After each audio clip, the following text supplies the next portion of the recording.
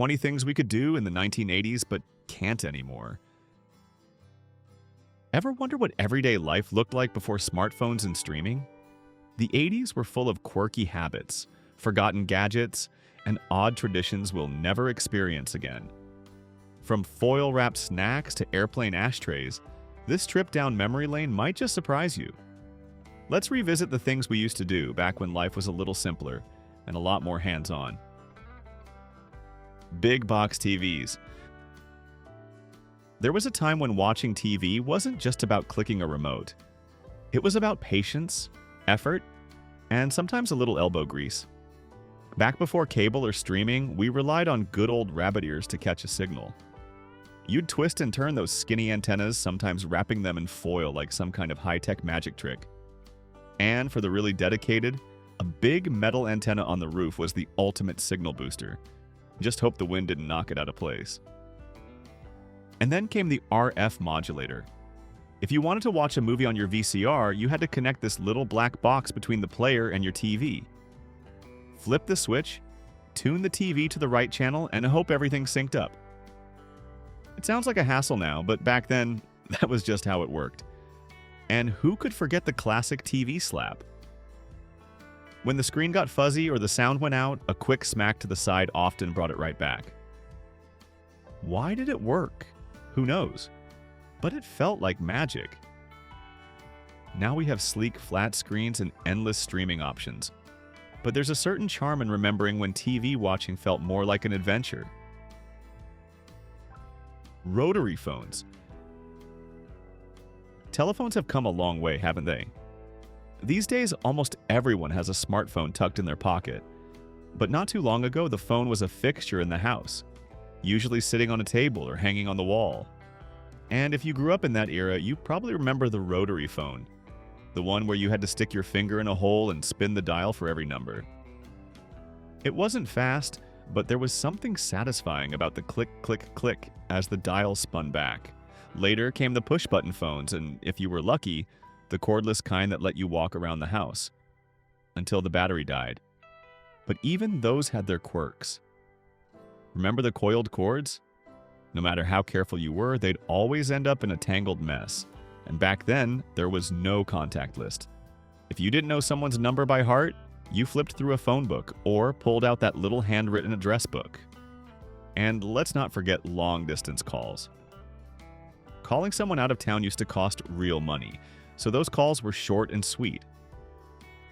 Today, we talk across the globe without thinking twice. No cords, no spinning dials, no extra charges. What a transformation. Smoking on airplanes. It might seem wild today, but not too long ago, smoking was allowed almost everywhere, even in places that would make us cringe now. Back in the early 80s and before, lighting up a cigarette in a restaurant, a grocery store, or even inside an office was totally normal. Nobody batted an eye. But perhaps the most unbelievable part? People smoked on airplanes. Yes, on the plane, 30,000 feet in the air. Commercial jets actually had built-in ashtrays right there in the armrests. Flight attendants would casually offer coffee, snacks, and a friendly reminder to extinguish your cigarette before landing. And the pilots? They weren't left out. The captain himself could light up in the cockpit during the flight. After all, nobody wanted him getting jittery from nicotine withdrawal mid-flight.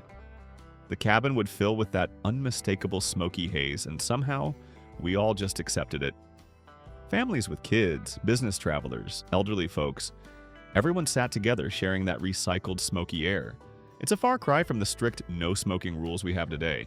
Looking back, it's amazing how much has changed. Now, smoking on a plane is unthinkable and illegal. But for those who lived it, it was just another part of flying. Milk cartons with missing kids? Remember when milk came in cardboard cartons, not plastic jugs?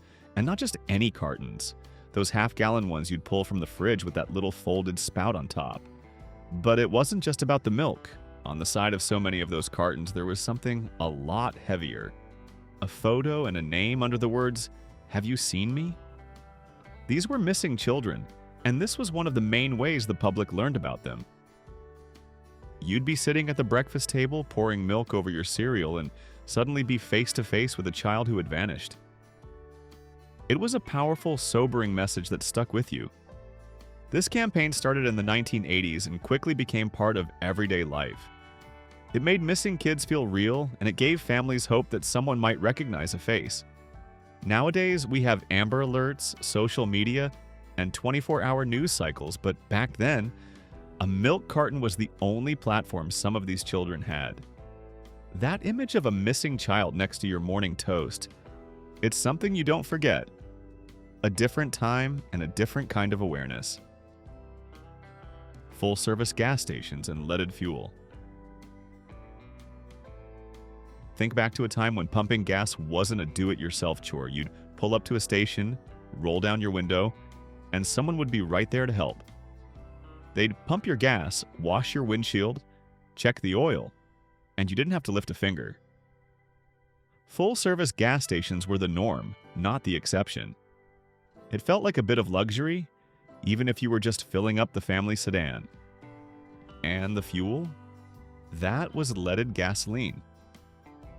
Yep, we used to fill our cars with gas that had lead in it.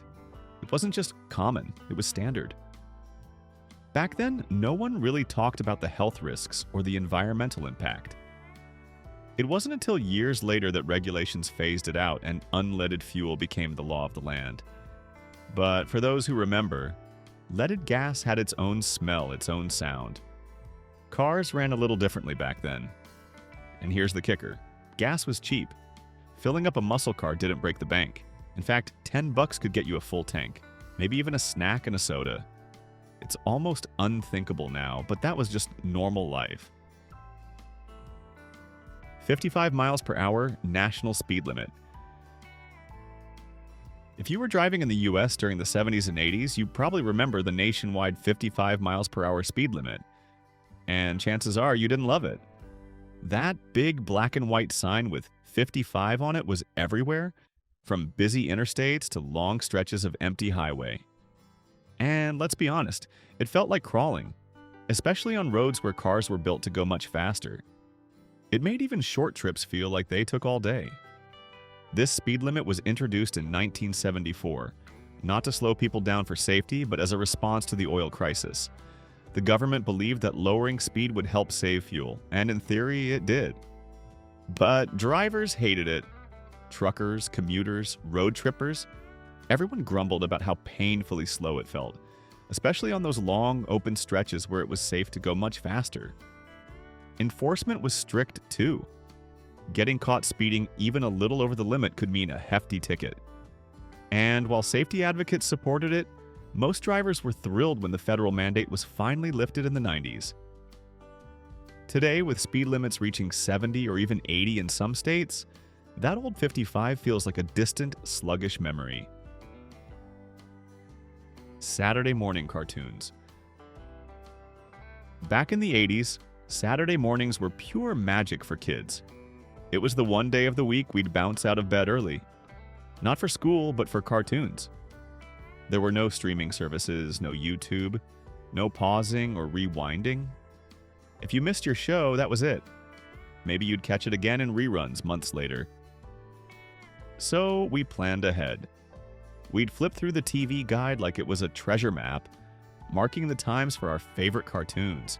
He-Man, the Smurfs, Transformers, they all had their slots and we weren't about to miss them. In the early part of the decade, not everyone had a VCR, so if you were outside playing or ran an errand with your parents, you might miss your favorite episode. And you had to live with that. There was a special feeling about those mornings. Pajamas on, cereal in hand, and cartoons blaring from the TV. It wasn't just entertainment, it was a weekly tradition. Today, kids can watch what they want, when they want. But those of us who grew up in the 80s, we remember the thrill of Saturday mornings and how those few hours of animated fun felt like the best part of the whole week. Which was your favorite Saturday morning cartoon? And did you ever miss an episode? Sunday papers and the paper route job. Before the digital age took over, newspapers were a big part of everyday life. Almost every household had the paper delivered daily, and Sundays were extra special. The Sunday edition was huge, packed with colorful comics, coupons, circulars, and sales ads from local stores. It was the kind of paper you actually looked forward to flipping through. The funnies were a must-read for kids, and parents clipped coupons or checked store flyers to plan out their week. And then there were the paper boys and paper girls. Having a newspaper route was a classic first job for many kids. You'd wake up early, sometimes while it was still dark, bundle the papers, and set out on your bike or on foot to deliver them to your neighbors. Rain, snow, or shine, you got it done.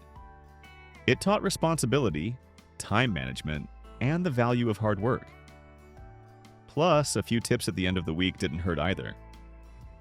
Today, printed newspapers are fading fast and kids don't have delivery routes like they used to.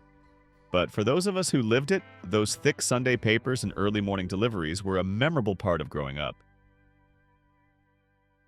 The Space Shuttle Dream. In the 1980s, space wasn't just something we read about in textbooks. It felt like a real possibility. Tons of kids dreamed of becoming astronauts, and the Space Shuttle program made it seem like one day, any of us could go up there. NASA was sending people into space on a regular basis, and for the first time, it didn't feel like something reserved just for scientists or test pilots. When we heard a teacher, Krista McAuliffe, was going to space, it was groundbreaking. If a teacher could go, maybe one day we could too. Schools across the country tuned in to watch the Challenger launch in January 1986.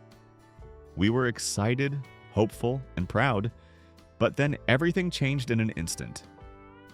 The Challenger exploded just 73 seconds after liftoff, right before our eyes. It was a devastating moment, especially for the kids who had looked up to that mission with wide-eyed wonder.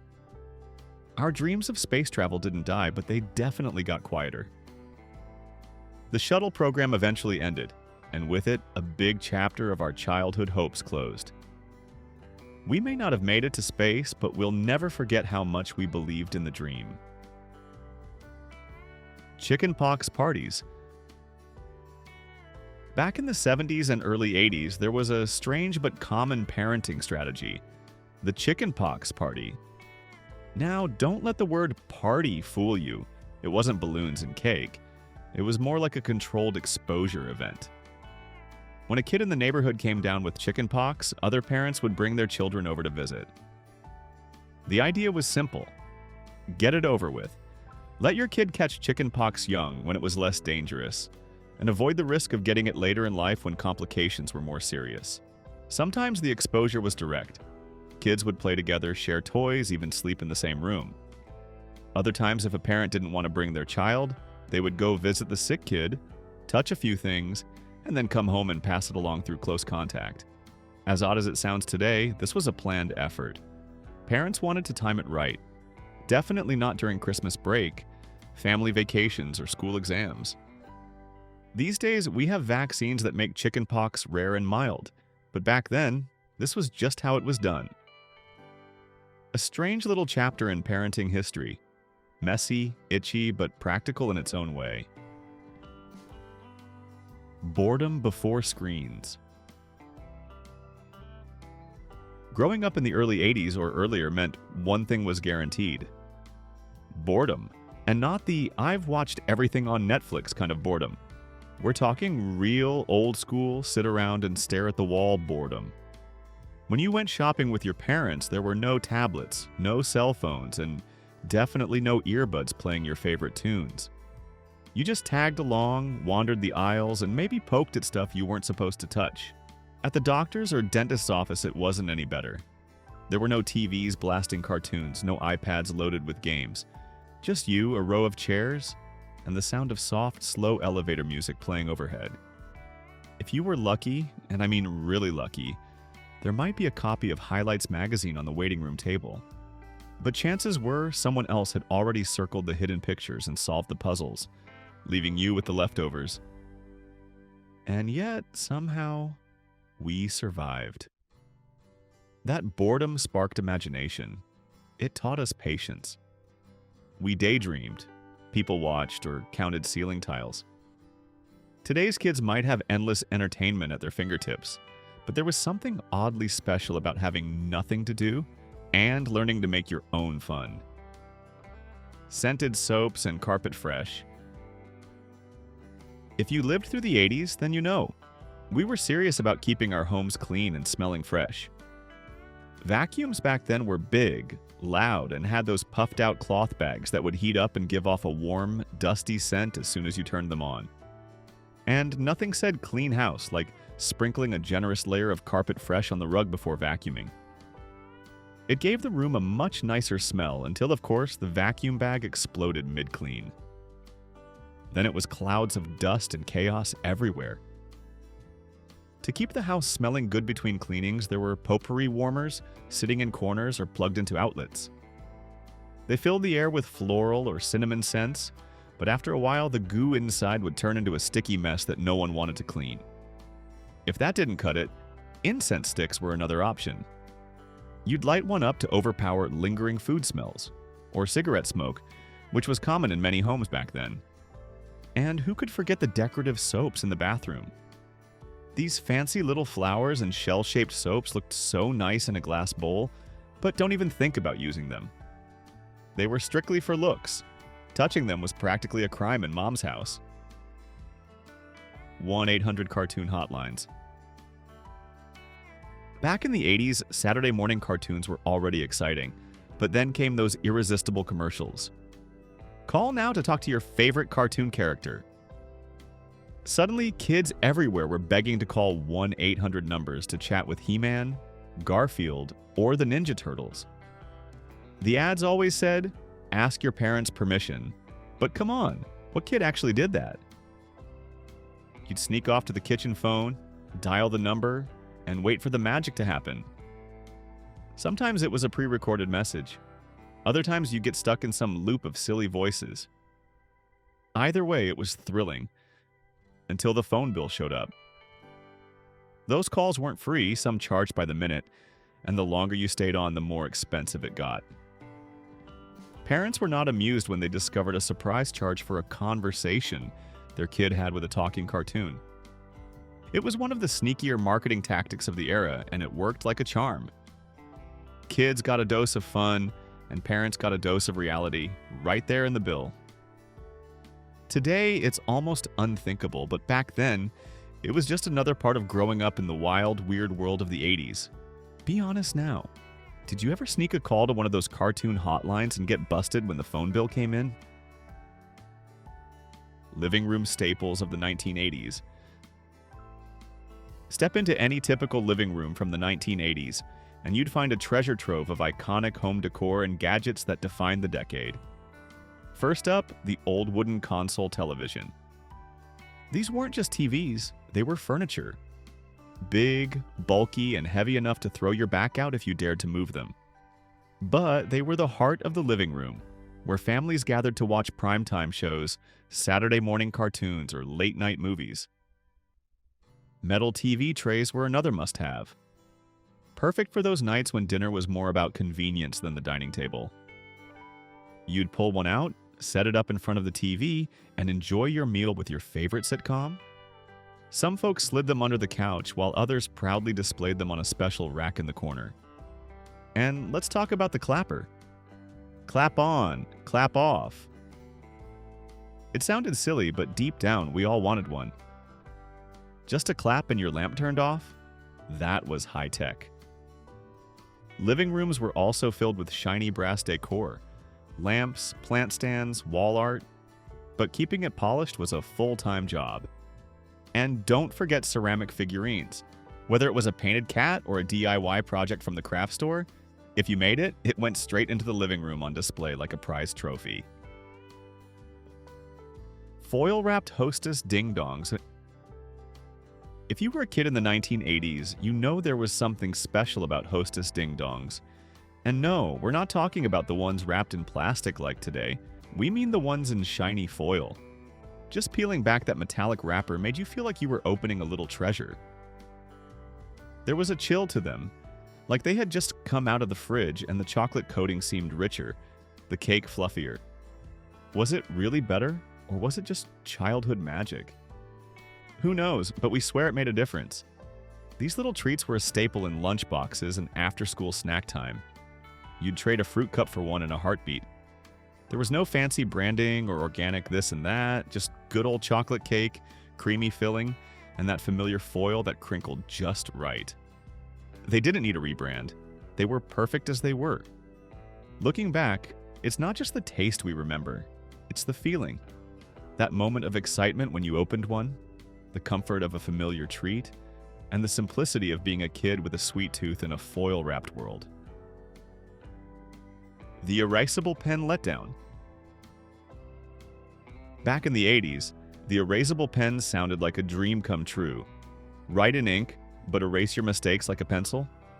Sign us up. Every kid wanted one in their pencil case, and adults thought it was a sleek new upgrade for everyday writing. But the reality, let's just say it didn't quite live up to the hype.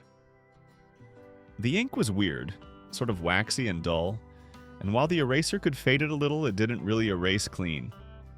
Most of the time, you just smeared the page or wore a hole straight through it from scrubbing so hard. Instead of neat corrections, you were left with a mess of paper fibers and ghost letters that never truly disappeared. It was more frustrating than helpful. Still, those pens were everywhere. Commercials made them look magical, and we all bought into the hype. But ask anyone who used them, they were mostly good for doodling or writing something you didn't mind messing up. It was one of those classic 80s inventions that promised the world but didn't quite deliver. A clever idea, sure, but not exactly the school supply revolution we hoped for. So tell me, if you could bring one thing back from the 80s, what would it be? Let us know in the comments. The painful truth about the Epol lady. In the wild world of 80s infomercials, few products were as unforgettable or as deceiving as the Epol hair removal device. Marketed as the ultimate solution for smooth, hair-free legs without razors or messy creams, the Epol was everywhere. Women across the country were sold on the promise of one quick swipe and voila, no more shaving. The commercials made it look effortless, like a miracle gadget straight out of the future. But the reality? Ouch. What the ads didn't show was just how painful it really was. The Epol didn't gently remove hair. It ripped it out from the root. No numbing cream, no warning, just full-on yank. And if that wasn't bad enough, many users ended up with red, irritated skin and a battlefield of ingrown hairs. It was supposed to be about beauty and convenience, but it felt more like torture. Still, people kept buying it. After all, in the 80s, if a product was on TV, we believed it had to work. The Epol lady might have smiled through those commercials, but behind the scenes, a whole generation of women learned a very painful lesson about trusting late-night TV promises. Smoking in public spaces. It's hard to imagine now, but there was a time when lighting up a cigarette just about anywhere was totally normal. Back in the early 80s and before, smoking wasn't just accepted in public spaces, it was expected. People smoked in restaurants, grocery stores, office buildings, and even on airplanes. Picture this. You're boarding a commercial flight, and instead of turning off your devices, you're settling into your seat next to an ashtray built right into the armrest. Passengers puffed away in their seats, and yes, even the pilot could light up in the cockpit. Nobody batted an eye. In fact, some folks probably figured it was better to let the captain smoke than risk him getting irritable at 30,000 feet. That carefree attitude didn't last forever. As research started revealing the dangers of secondhand smoke and the addictive nature of nicotine, public perception began to shift. It wasn't easy. Many smokers resisted change, but gradually smoking bans took hold. First it was schools, then offices, and eventually even bars and restaurants. Today we see designated smoking areas tucked away outside of buildings, a far cry from the smoke-filled spaces of the past.